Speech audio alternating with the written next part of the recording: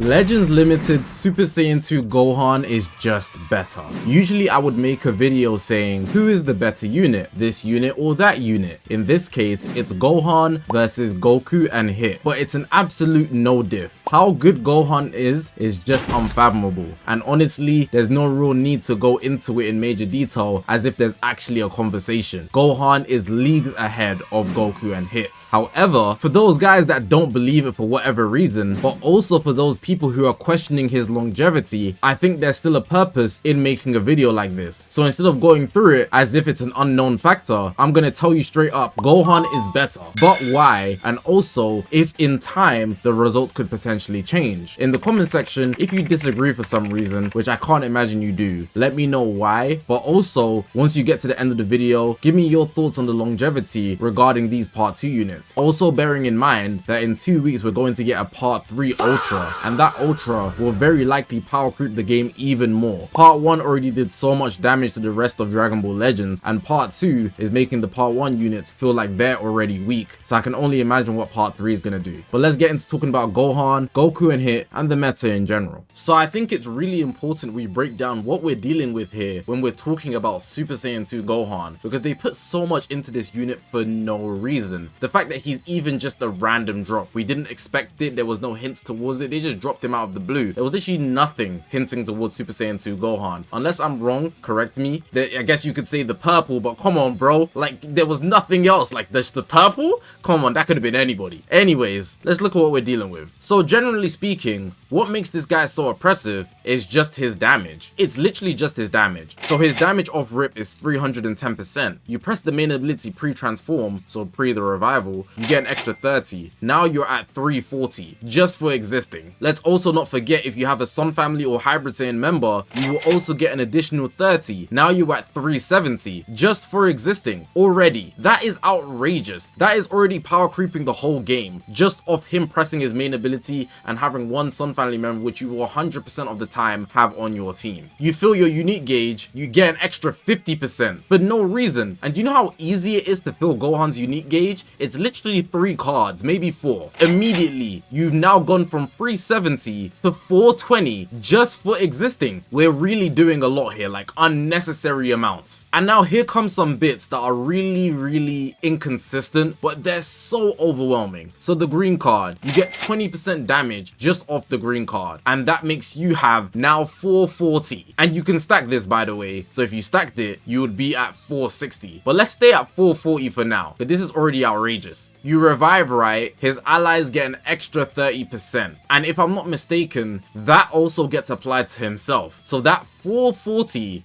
now becomes 470 already just off reviving, just for existing. And then you press the main ability one more time post revival, right? He does 80% to damage guard penetration. 80% for 10 time accounts. Now this isn't forever, but that's gonna be outrageous, the damage you're gonna do. So damn near you're doing 550%. What is going on? And that's not even his max potential. You know why? Because things I didn't include that are inconsistent as well. Pressing strike and blast darts every single time, you'll be getting 20% per card, pure damage. So let's say you pressed 4 strike arts or 2 strikes and 2 blasts. Bro, that's 80% just like that on top of the 550 that I mentioned. And then to put extra icing on the cake, the main ability also gives him 100% to his next special move. That's damn near a guaranteed one shot. And his blue card, it already gives him 50% special move damage. So if we're building up this character to his max potential, let's say you did 4 cards on top of the 550, right? So you're getting an extra 80%. That's you at 630. You take the 100 for the special move. That's you at 730. Then you also take the 50% on the blue card itself. That's a 780% damage attack to the enemy off your blue card. Come on, bro. What are we designing here? And that's just his offensive capabilities. This guy's a revival unit. He has sub-count manipulation. He can keep you in the battlefield when you end your combo for 3 time accounts, so you can't switch out if you end that combo. Tap attacking him is very dangerous. This guy is a threat on all levels. He also just removes your vanishing gauge when there's 2 enemy battle members that are defeated. What? He's doing everything he needs to do to make sure he is the #1 unit, which is why I needed to frame this video as Gohan is better. There is no conversation, but it's just why and how long is he going to last. Very scary unit here, and I feel bad for you if you don't have him. If you don't want to go for him, that's another conversation, but if you wanted him and you didn't get him, yikes. Now I want to make it clear, God Goku and Hit are not a bad unit by any means. It's just Gohan is that much better. There are very good things in God Goku and Hit's kit. For example, Hit does a lot more damage than Goku, as he should, because he does the critical extras. Now the critical is a bit inconsistent because at the end of the day it's critical, it's not something you can always rely on, but when it is activating, Hit feels very dangerous offensively. I also want to give props to them for their elements being red and purple. I think it's pretty cool because God Goku, the God form, is literally red and Hit is basically purple,